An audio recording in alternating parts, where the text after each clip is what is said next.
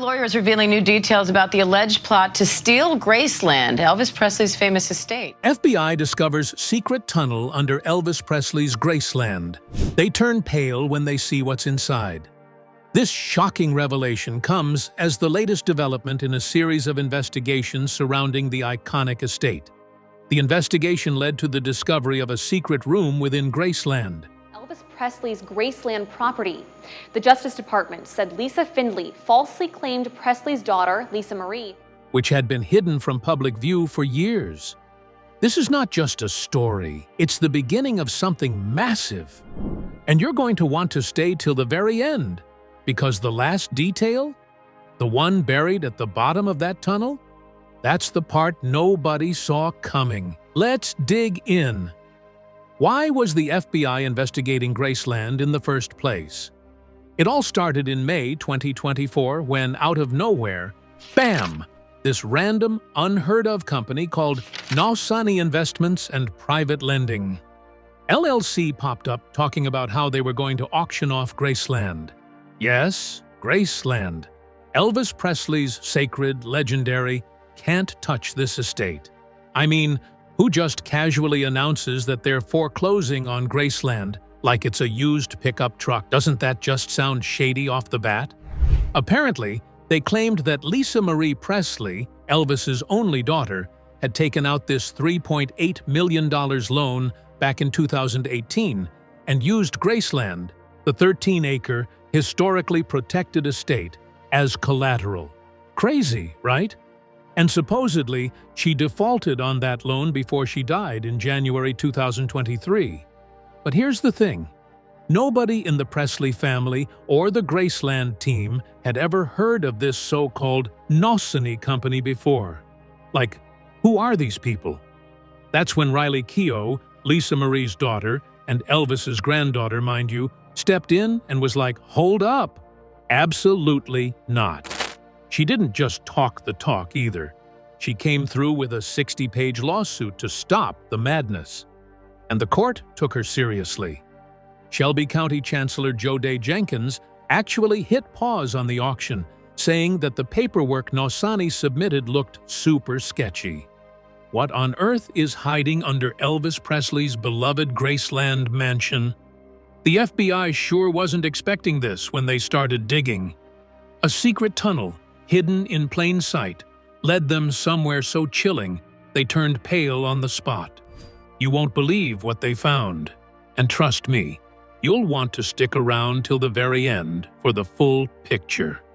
You've got to imagine the sheer relief mixed with outrage the Presley family must have felt.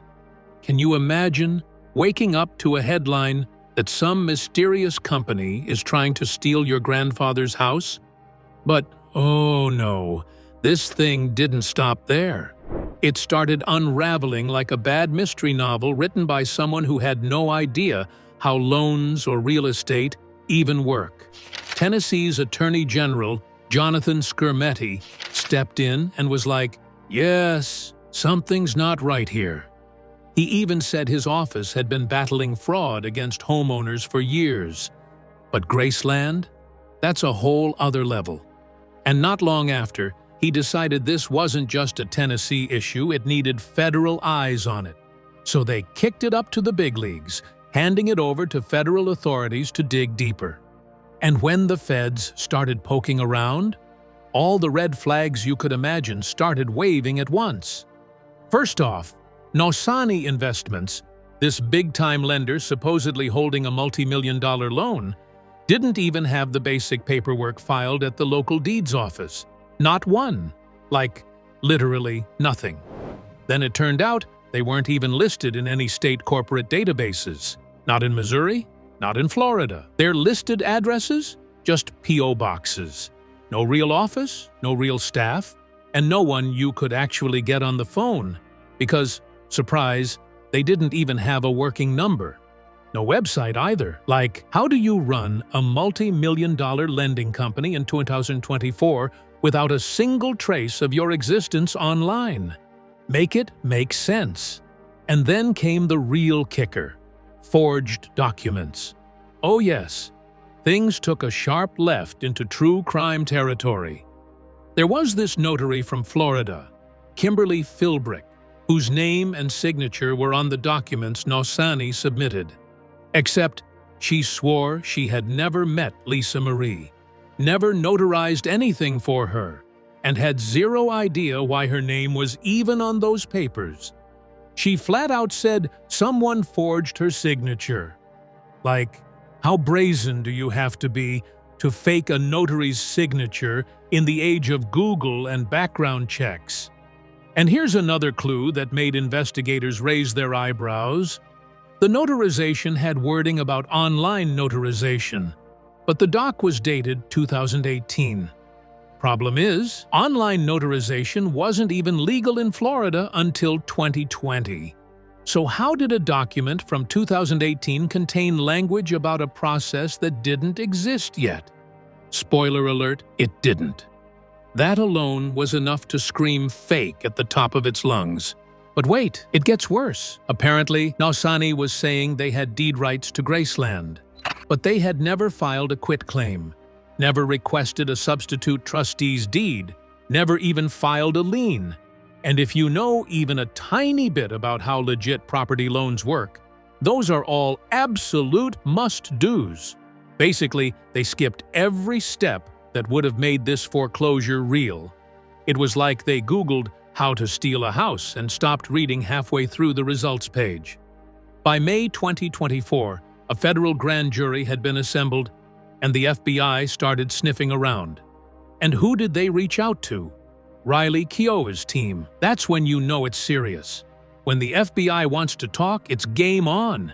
And just when everyone thought it couldn't get more bizarre, someone, allegedly representing Nosani, started sending emails to media outlets, blaming a Nigerian fraud ring that targets old and dead people in the US. Like, what?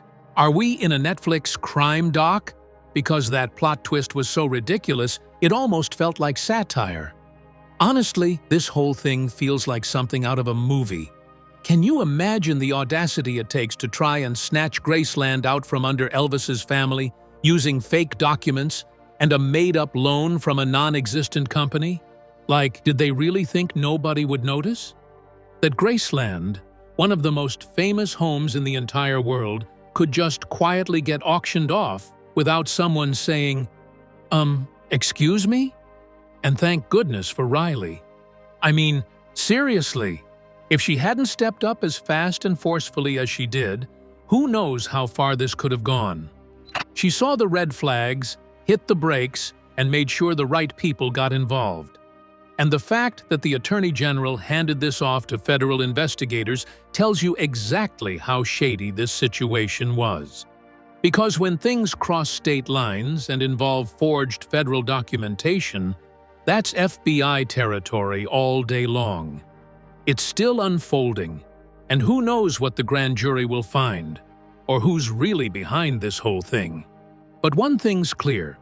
Whoever thought they could sneak away with Graceland forgot one major thing. You don't mess with Elvis's legacy. Not on Riley's watch. How did the FBI gain access to Elvis's private quarters? Graceland has always been like this sacred, untouchable Elvis shrine. The kind of place where even the dust is treated with reverence? Well, get this. After years and years of those upper rooms being completely off-limits, like even VIP tours that cost thousands only make it to the stairs, the FBI just waltzed in there. Yes, they actually got permission to go into parts of the mansion that haven't been touched since the day Elvis died. So, here's how it all spiraled into something straight out of a mystery novel. There's this shady company, Nosani Investments, that was already under investigation for some serious fraud. Turns out, they allegedly tried to swindle Graceland right from under Riley Keogh, Elvis's granddaughter and the sole trustee of the Presley estate. I mean, who does that? Who has the audacity to mess with Elvis Presley's legacy like that? Anyway, things were heating up real fast with this investigation, and the FBI needed to go deeper, literally. They had to examine the entire Graceland property, including those super private areas on the second floor that had been sealed off since 1977. I'm talking Elvis's actual bedroom, his bathroom, his little home office. Spaces that have basically been frozen in time for nearly 50 years. Now, here's where it gets even more intense. Riley, bless her heart, made what must have been the hardest decision of her life. After consulting with experts and preservationists and probably talking it over a million times, she gave the FBI the green light to go upstairs. Upstairs, where her grandfather died, where everything has been kept exactly as it was, from his clothes, to his books, to his medications. Like, can you even imagine the emotional weight of that? But Riley said, essentially, no stone unturned. She wanted the truth, even if it meant opening doors that no one, not even the most die-hard Elvis fans, had ever been allowed to walk through. Her spokesperson put it perfectly. This was an extraordinary situation, so it required extraordinary measures. And honestly, she handled it with the kind of grace and backbone you just don't see every day. But it wasn't like they just let the agents barge in with muddy boots or something. Oh no, the FBI worked with Graceland's preservation specialists and came in with a plan that was super respectful. We're talking minimally invasive methods, full archival oversight, the whole 9 yards. I mean, when you think about it, this wasn't just a crime scene, it was like stepping into a sacred time capsule. And just in case you thought this was overkill, get this. There were actual irregularities found in some documents tied to Nosani investments. Forensic experts flagged them, and that's what really pushed the investigation into high gear.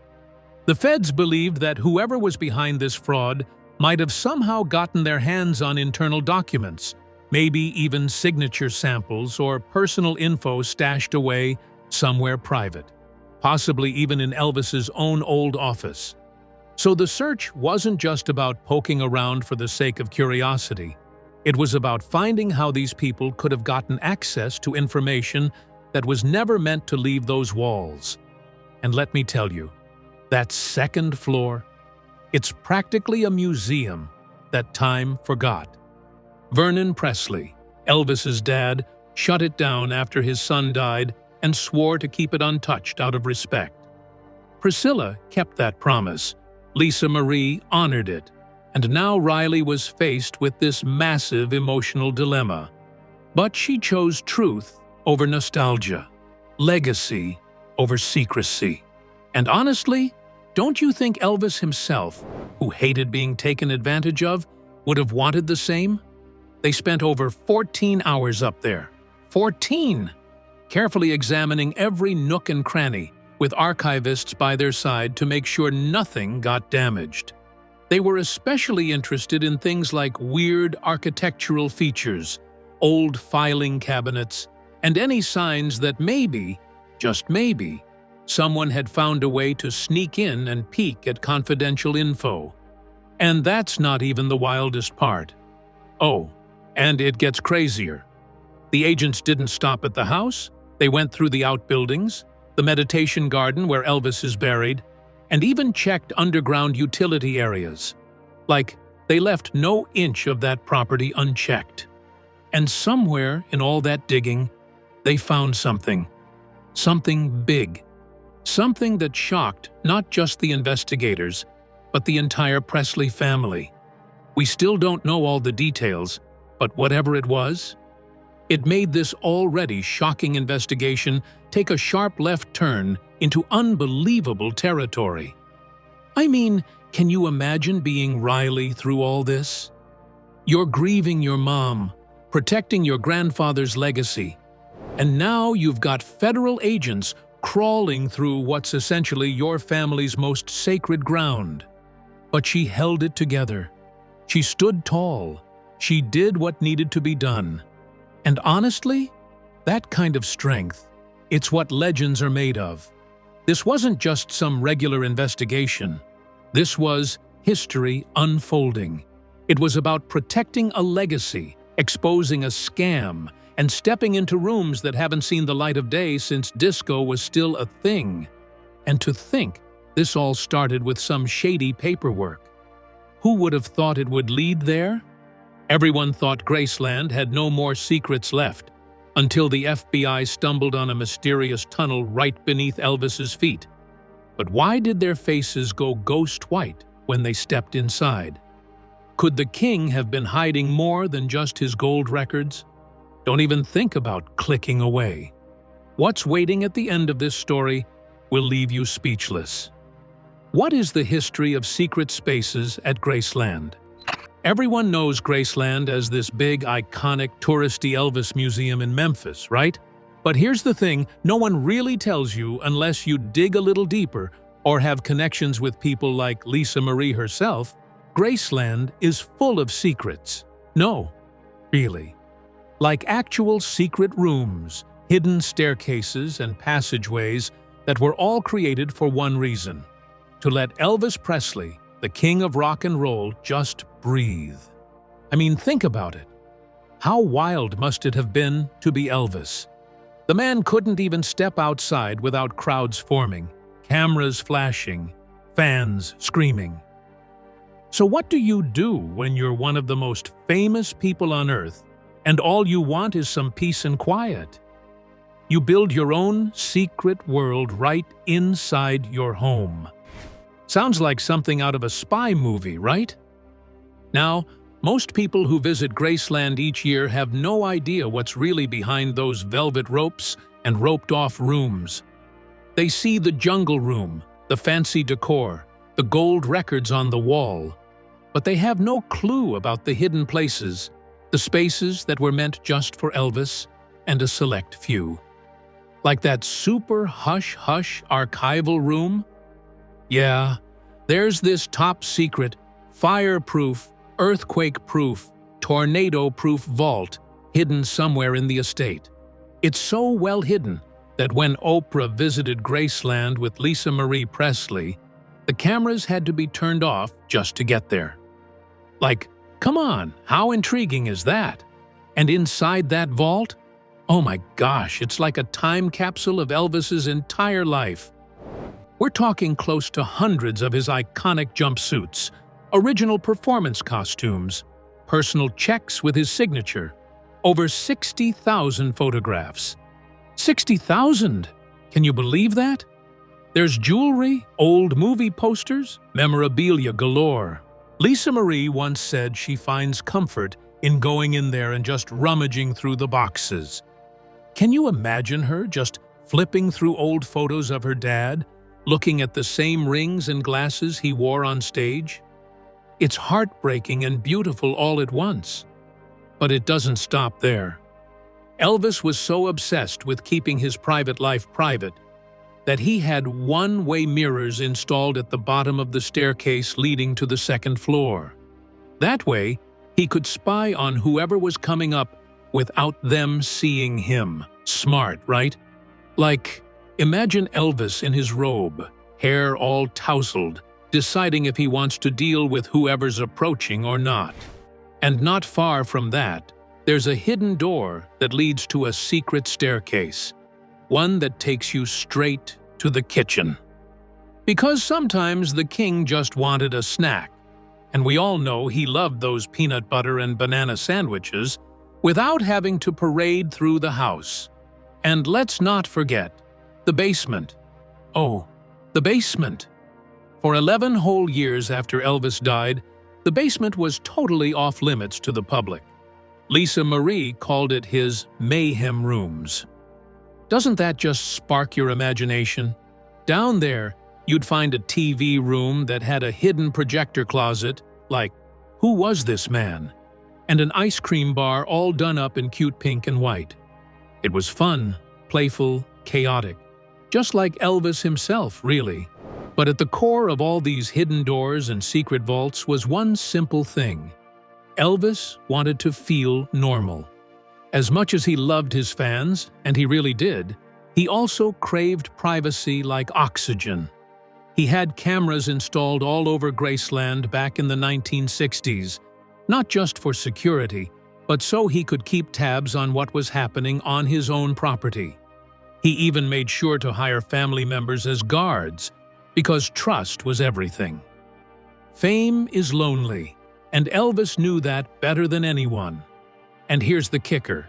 While he was super private, he also had this really generous spirit. Angie Marchese, who's the director of archives at Graceland, once said that Elvis had this open-door policy. If you were his friend and wanted to bring someone over, it was like, mi casa es su casa. Graceland was your home too. But, and this was a big but, no one was allowed upstairs unless Elvis personally invited you. That was his space, his sanctuary, his little pocket of peace in a world that never let him rest. He bought Graceland in 1957, and almost immediately it became this fortress. A 17,552 square foot mansion with 23 rooms. It was massive, but to him, it wasn't about the size. It was about having somewhere he could just exist. His bedroom on the second floor? That was his favorite spot. Hardly anyone ever went up there. Even today, when you tour Graceland, that area stays closed off out of respect. It's like his ghost still needs that quiet. And as for those rumors about underground tunnels, turns out, nope, there weren't any tunnels under Graceland.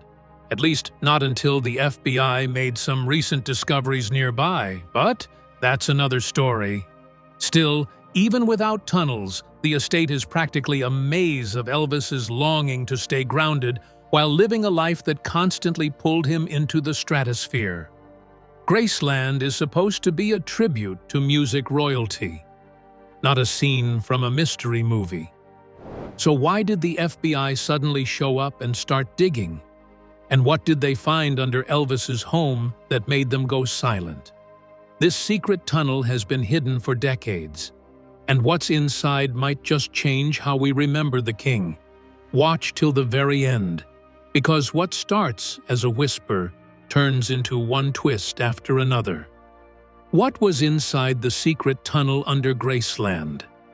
I know, it sounds like the beginning of a ghost story, right?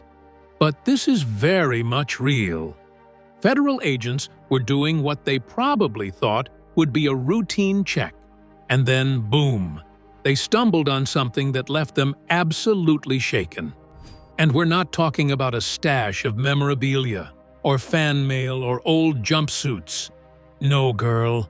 They found a secret passageway, like something straight out of a movie, hidden for decades. Decades! Can you even imagine that? They push open this tiny hidden panel, probably thinking it's just a dead end, and suddenly they're walking down this narrow corridor. And at the end of it, a sealed wooden door, but not just any door. It's reinforced with these old, rusted steel plates, like someone really didn't want anyone getting in.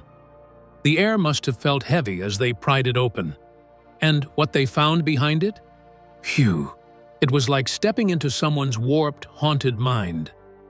Inside was this small room, about 12 by 14 feet, so not huge, but definitely big enough to store secrets. The walls, covered in photographs. Some of Elvis looking all by himself. Kinda sad, honestly, and others with random people, but their faces scratched out, like violently, like whoever did it was angry. And underneath these pictures, words, creepy words, phrases like must never forget, control is an illusion, and always watching. Girl, tell me, that doesn't send a chill down your spine, because I legit got goosebumps just thinking about it. But wait, it gets worse. So the agents start digging around, right? And under one of the old floorboards, cracked and dusty, they find a USB drive. Now you'd think maybe it's just some home videos or something harmless. Nope. This thing had forged deeds, multiple versions, transferring ownership of Graceland to some shady company called Noseni Investments. The files had names like Final Push and Collapse Plan.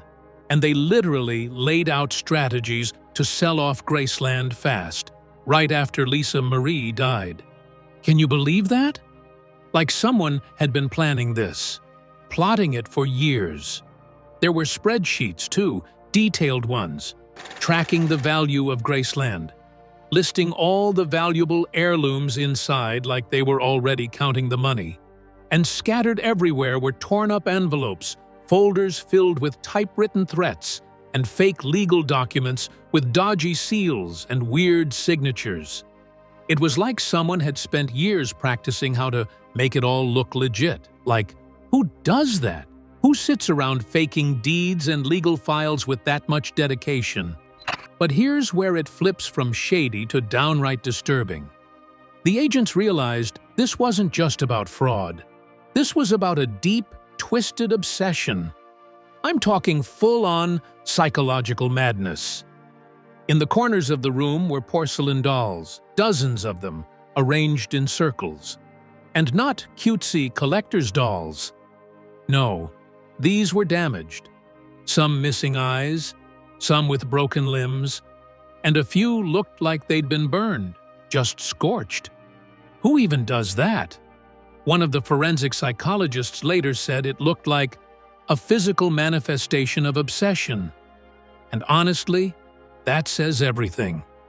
This old tape recorder was next to a beat-up shoebox on one side of the room.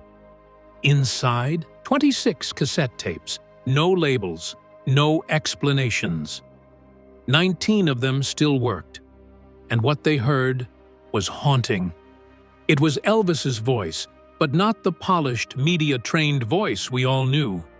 This was raw, real, him just talking to himself, ranting about how he couldn't sleep, about how he didn't trust anyone anymore.